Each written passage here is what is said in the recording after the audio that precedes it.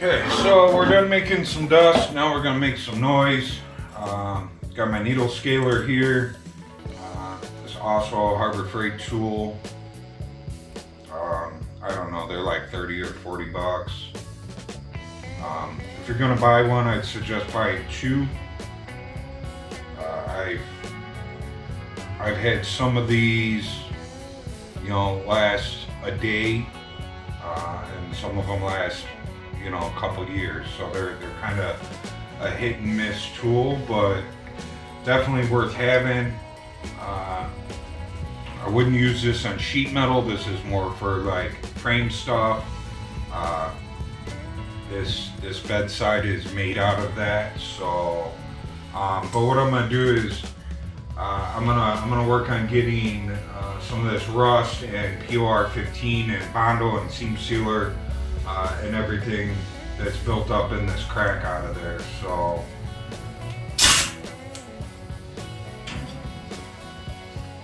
Safety first.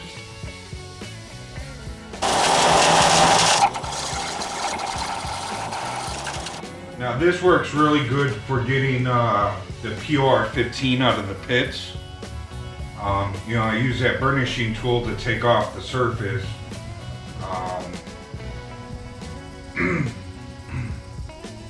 Excuse me. So, yeah, so that burnishing tool or that surfacing machine, you know, it takes everything off the flat surface, but like I said, it doesn't take anything out of the pits. And that's where this comes in. This takes it out of the pits.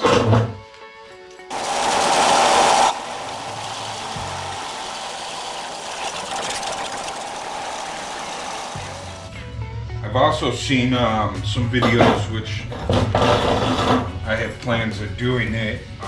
You can look them up on YouTube. But what some people are doing is they're removing the head from this thing and they're removing the needles, and then the cheap Harbor Freight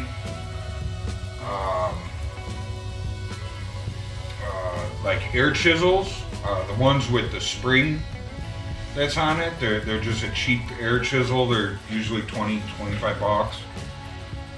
For those bits fit in this thing. If you remove this head and these needles, and what they're doing is they're turning this thing into like a mini handheld plenishing hammer. So I thought that was pretty cool, and I'm probably gonna make one of these days. So time out. Okay, break time's over, back to making noise.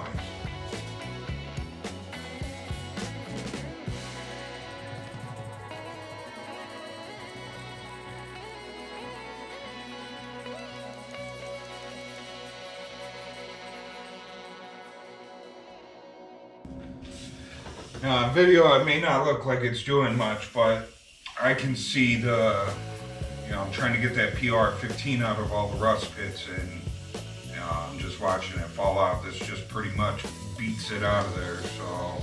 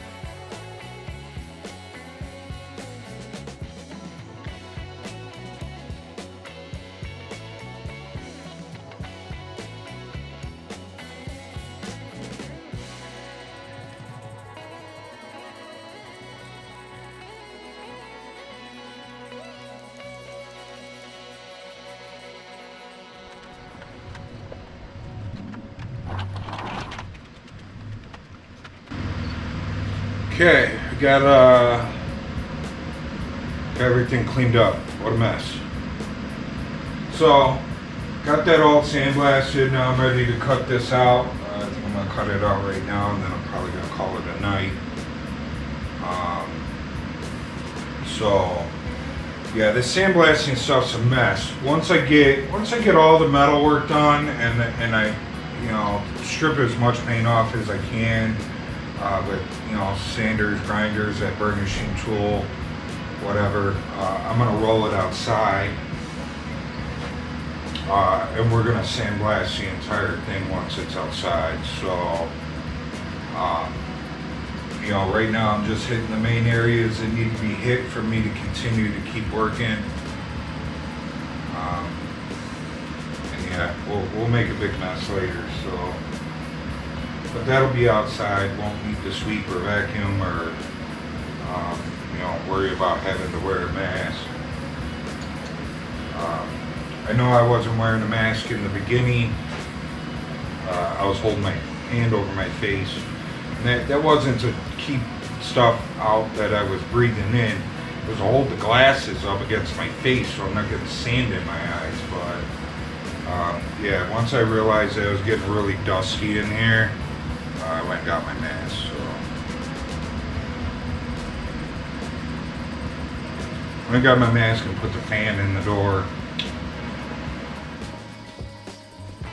Okay, so I'm gonna grab some tape and just kind of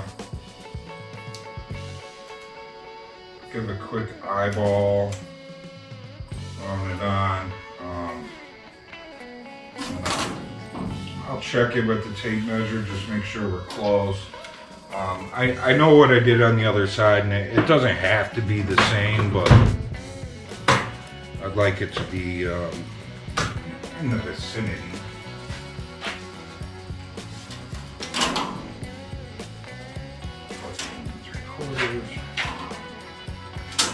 I eyeballed that perfectly.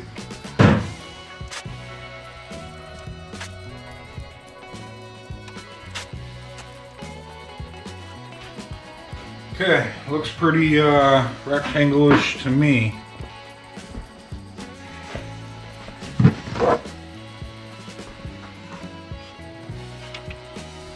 Just gonna drill holes in all four corners to give us a round corner instead of a square corner.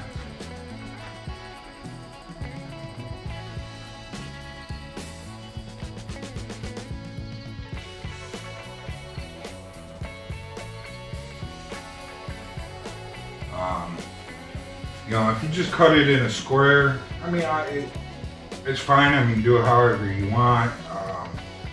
You can get away with it. But usually, if you cut it in a square, at each corner where you have a weld coming this way and a weld coming down, you're gonna get warpage in your corners. Now, don't get me wrong. Even with drilling the holes in there, you can get warpage, but it won't be as bad. So I noticed that side I had a little bit in the top corners, but it wasn't in there when I did the outside. It was it happened when I was doing the inside. How, I don't know, but it did. And I may make a video of me straightening that out. I think we're going to do some heat shrinking. We'll get it hot, hammer it in the center, and then we'll hammer around the outside and shrink that metal back up. So, not that it's horrible, but it was nice and straight before, and now it's not, and I don't like that. So, just waiting for my phone to reset so I can start my music back.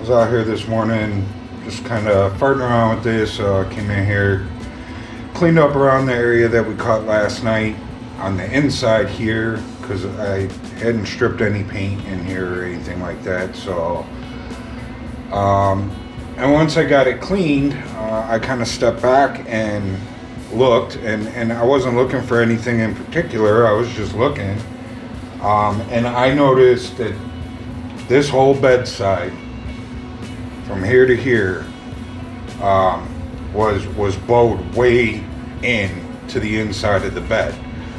Really bad. Now this side's not like that. And I know, so I've said this 100 times already, this bed was made, and they have a piece of pipe up here at the top that's welded in, and then, this piece of metal is bent over and up and then angled, and then they welded the pipe to the top, and that this is two pieces. So I don't know if, when they welded the two pieces together and welded it to the pipe, like, was there just so much heat going on that it kind of bowed the pipe? Because you can see that the pipe is like bowed in the middle, and these two pieces are welded together in the middle. So was there enough heat created that it bowed this pipe? It's like that on both sides. This side seemed like it was maybe a little worse than that side, or was something dropped on it? This used to be a work truck. From what I heard, they used it. It was like a log truck. Like they would load it full of firewood. So was something dropped on it? Who knows? But it was bad, and I was like, I can't weld my new piece of metal into that. We got to do something about it. So I started hammering and dollying, trying to see if I could get it straightened out, and I got it a lot better, but it still wasn't right. So I was like, what, I'm gonna cut it along their weld here, where they have it welded, and see what it does. And this side immediately went to straight, and this side did not.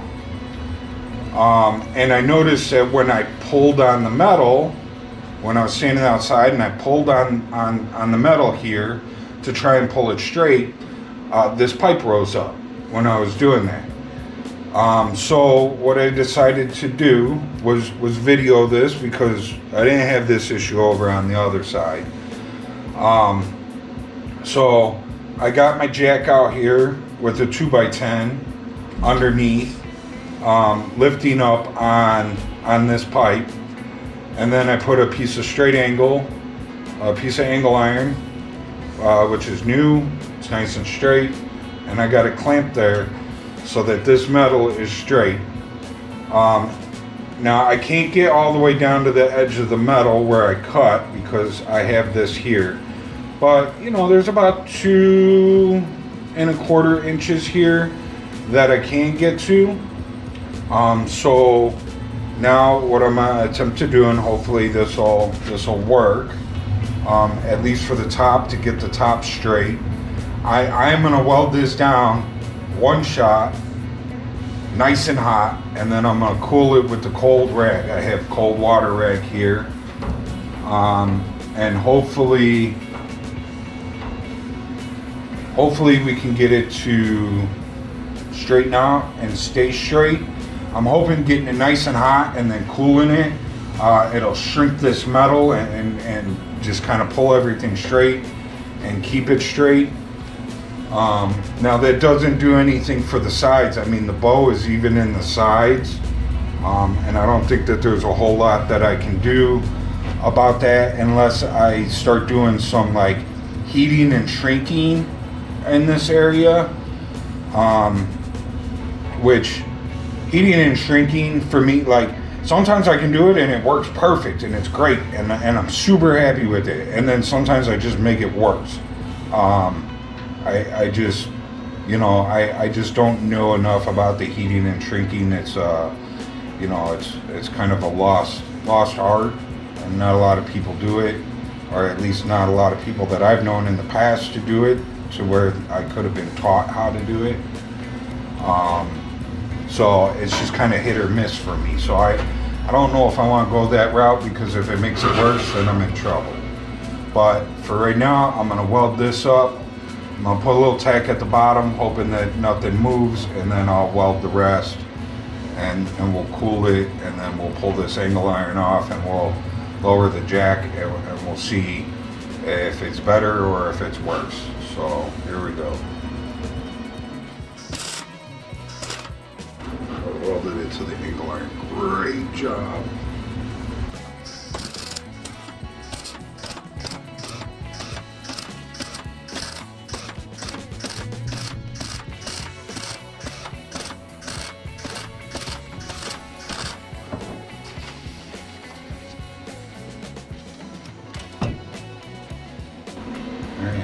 My weld popped off the angle iron here. So I think that's good.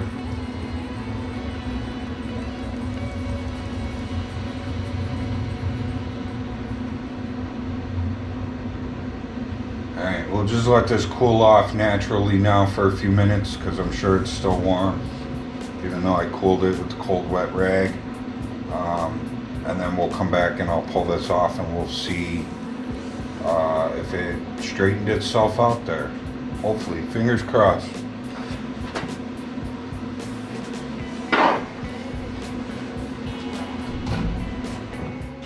Okay, so we're back. I let this just kind of cool off for about 10 minutes or so. And so now what I'm gonna do is I'm gonna lower my board here, and I'm gonna weld up that last little inch that I couldn't get to because of the angle bracket, angle whatever.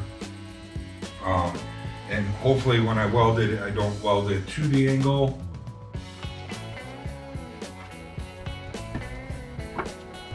See, there's just this little bit left. Some good welds went all the way through.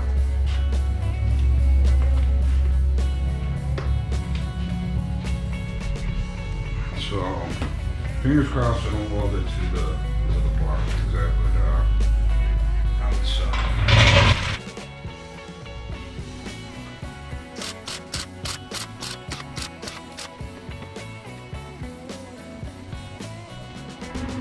Okay, now hopefully we're somewhat straighter than we were when I came out here this morning.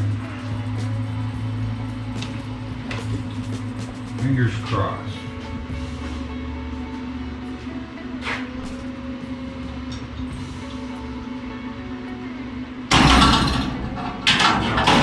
Bar, so that's good.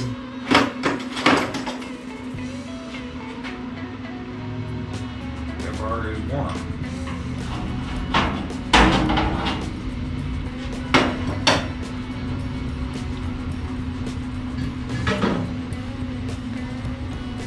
Okay, so let's take a look.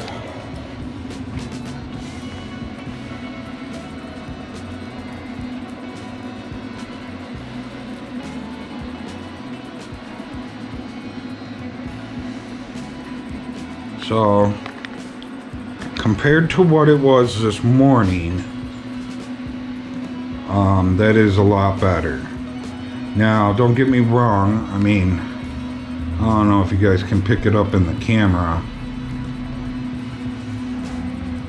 but the more you look at like these top rails, like the worse it gets. You know, they are bowed every which way, and like I said, there's, you know, this was a work truck. It's a hand-built bed, you know, and both sides are pretty bowed. I don't know if the camera picks that up. I think right there it does, especially with that tape line along there. Like they're bowed. They're bowed pretty good. And my buddy that owns the truck, he was here, I don't know, he was over here a couple weeks ago, and he had said something about those being bowed like that.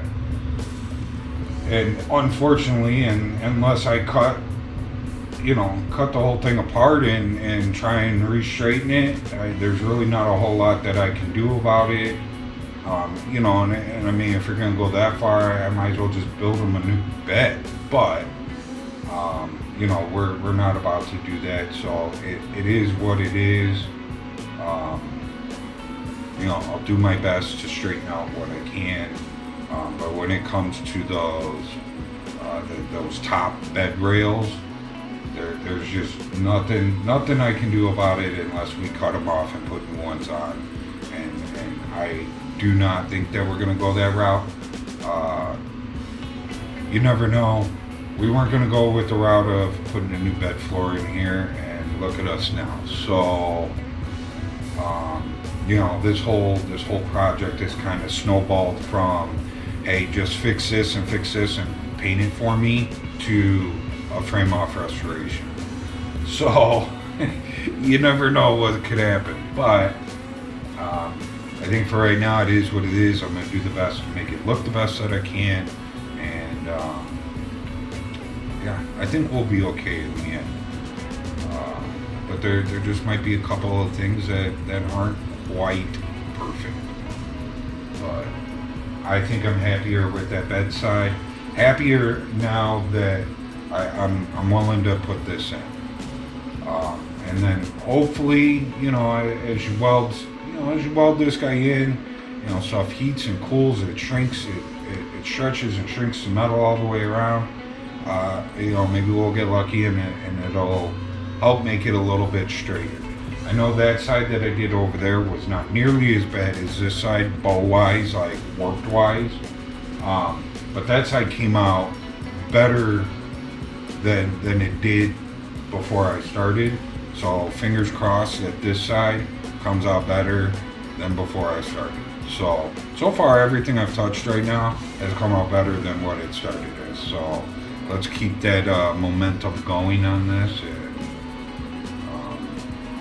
see where we end up at the end of the day. But I think I'm ready now to weld this in. Right now I'm gonna start tacking this in. As you can see, I have everything locked in place. I use my little clamps. They slide through the metal, and then on the back side,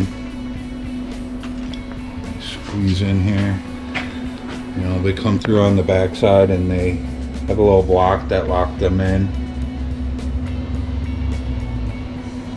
and it helps pull the metal tight. So I do have a little bit of a gap going around there. For one, you need the gap to get these through. For two, it leaves a stronger weld when you have a little bit of a gap, and it's easier to penetrate through to the back side. So, but let's start getting this tacked in. I'm tired of looking at all these clamps and magnets and all that stuff. So let's get to work.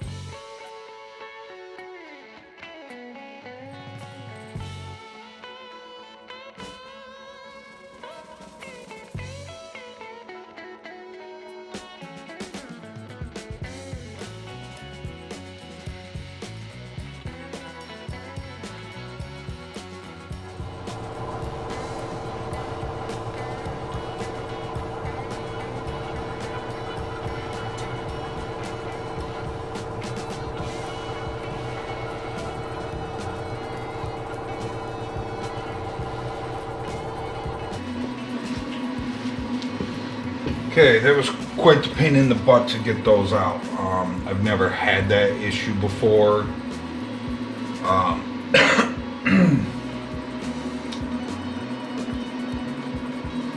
think, well, for one, just going around and welding it up, you know, metal moves. They got tighter on there. So that means that my gap, even though I had them fit in there, it probably should have been a little bit looser of a gap. And looking at my clamps, I've had those things for over 10 years probably. And I think the edges are a little beat up on them, so I need to maybe take some 80 grit on the grinder or a sander and sand those tabs down and get rid of the edges, you know, from them being used on panels and tossed in the drawer. And you know, as you can see, I hammered from the backside, you know, that's mushrooming out the tip. So, you know, just from use and abuse, you know, it's got some mushroomed edges on it. I think I need to go through and clean those up. I think that would have helped big time. So, and then, you know, maybe next time just give a little bit more of a gap. Like I said, I've never had that problem before. I mean, I've had, you know, they've been tight getting out, but I've never had to hit them with a hammer. You know, that was the first time that I can remember having to hit them with a hammer. Normally I just gotta wiggle them. You know, worst case scenario, grab them with a pair of pliers while I wiggle them. But that was the first. I'd still recommend using them. If anybody's curious, you can get those on Amazon. I've seen those on Amazon. A lot of welding shops carry them. I think that's where those came from. I got them from a buddy of mine a long time ago, old timer, old hot rod builder. Seen me doing stuff like this, and you know, kind of doing it by hand. I had a couple magnets, and that was about it. And he brought me those and said, "Here, try these out." And I've had them ever since. So every time I use them, I think of him. So, but you know, let's get a last couple of tacks in these areas where I just pulled those out.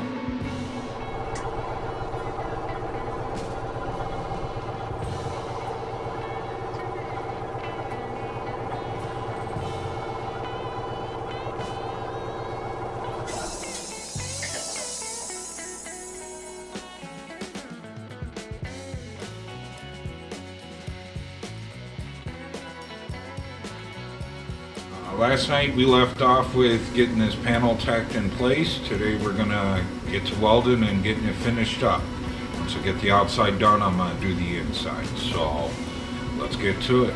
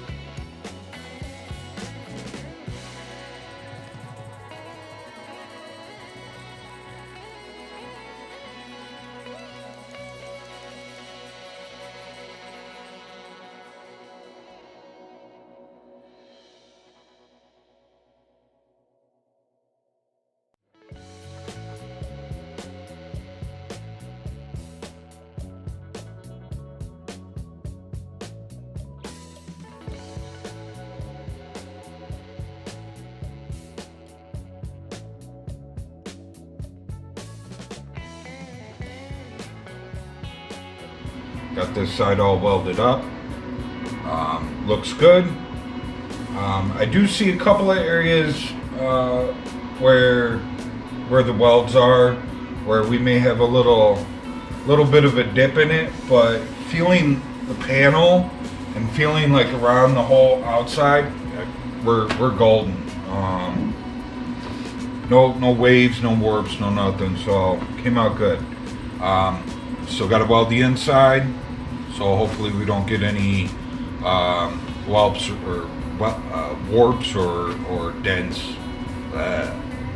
warps or dents, waves, anything when we do the inside. The other side came out super clean like this side, and then when I did the inside, we got a slight warp in the two top corners. You know how it happened. I don't know. I didn't rush it. I didn't do anything different from the outside. Only thing I could think of is that maybe since the outside was all welded together, there was nowhere for metal to flex and move when I was doing welds, like it did with the outside, because you're welding in gaps. The metal has room to move. When I did the inside, it didn't have nowhere to go, so it created a warp. But that's for another video. We're going to do a little heat shrinking and some hammering and dialing to get those warps laid back down. But that's for another video. So now we're on to the inside.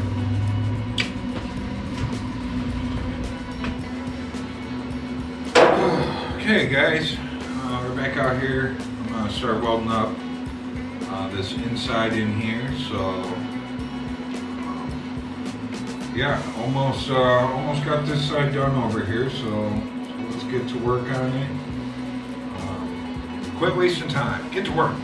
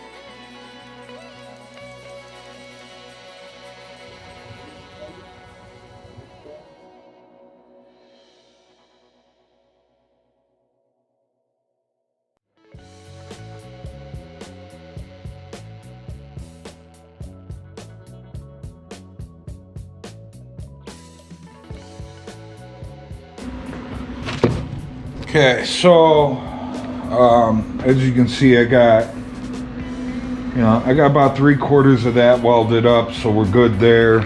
I went through and I welded up all the holes from the rivets, and the last thing that I didn't like was this right here. I cut through where it was welded, because out of all these braces that go through here, that one is sticking up way higher than all the rest. So I cut it, I'm gonna hit it down, and then we'll re-weld it up. So I just didn't like the way that it was sitting. We're gonna be putting a new floor in here. I had the new floor in here and you didn't even notice that was like that, but none of the other ones are like that. So let's see if we can take care of that real quick. Got the BFH. Let's see.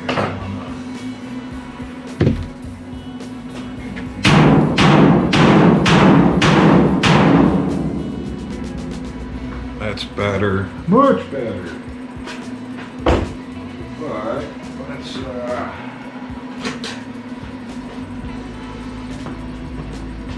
see if we can knock the weld down now.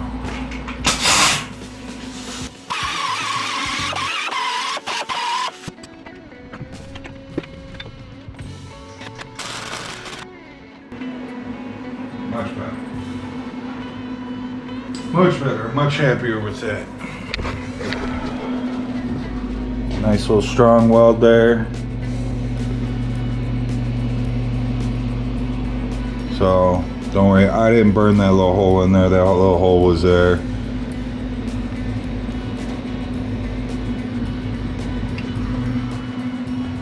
So good enough for me. I'm much happier with that now. It looks leveler with the rest of it. So last night we left off with probably got about 3/4 of this patch panel welded up on the inside, and then I went through and I welded up all the holes that were throughout the frame. They had the aluminum floor that was in here riveted in, and about every 3 inches they had a rivet going all the way around across every frame rail. There was a lot. There's my 1, 2, 3.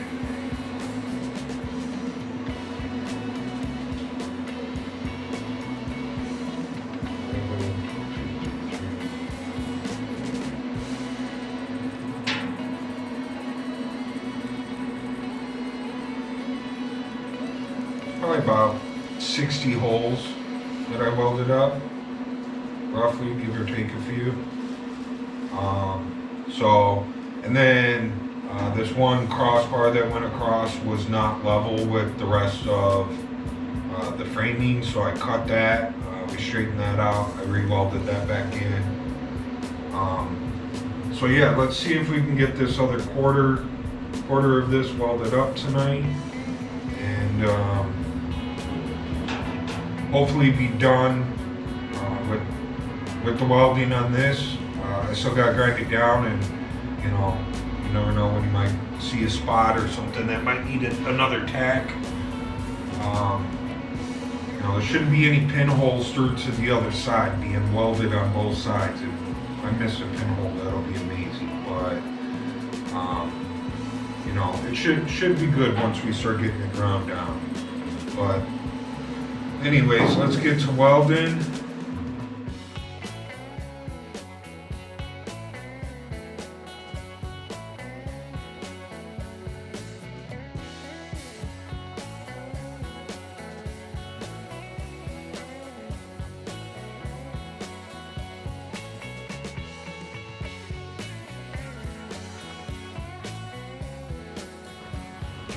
Okay, so that's it. She's all welded up, nice and solid.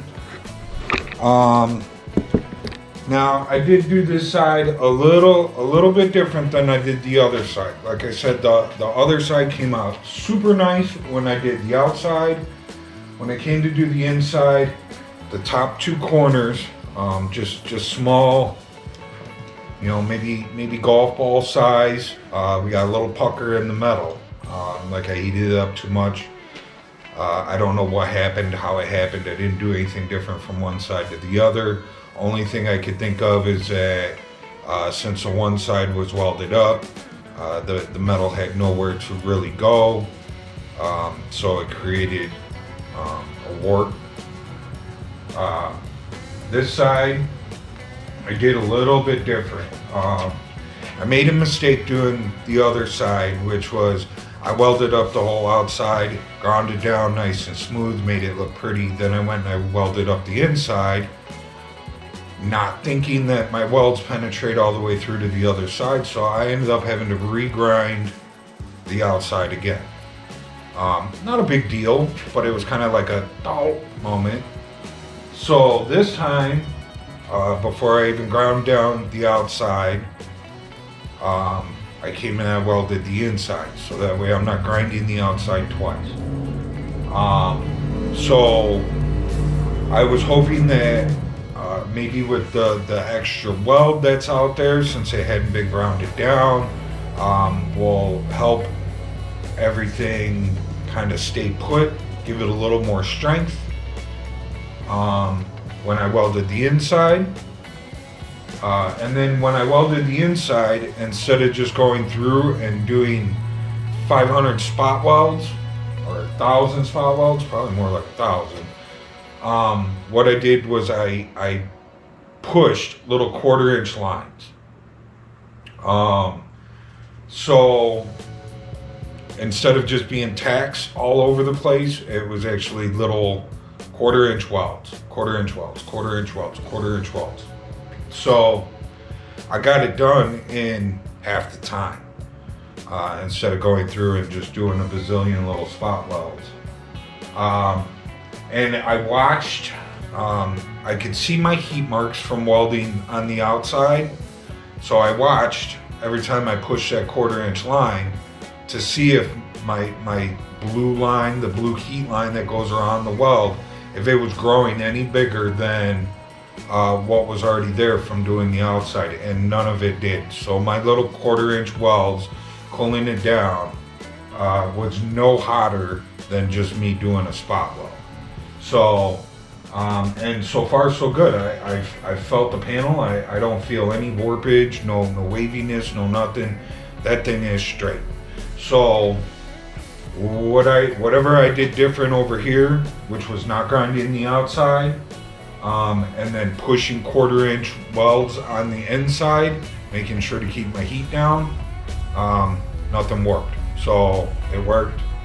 I'm happy. We're good to go. So now we're on to grinding. So I'm gonna get some grinding stuff set up. I think I'm gonna start with grinding down all my spot welds in the frame, my 60 or whatever spot welds I put in the framing of the bed. I'm gonna start with those and just get those ground down and clean up. That way they're done and out of the way. Should be a lot simpler and a lot faster than me trying to grind and weld, or trying to grind and clean up this patch. You know, like I said, it's 10 o'clock now. Yeah, it's almost 10 o'clock. So, you know, I would rather start this and finish this than start that and not get it finished tonight. So, at least if I start this and finish it, I'll feel better that something was accomplished tonight, besides just the welding.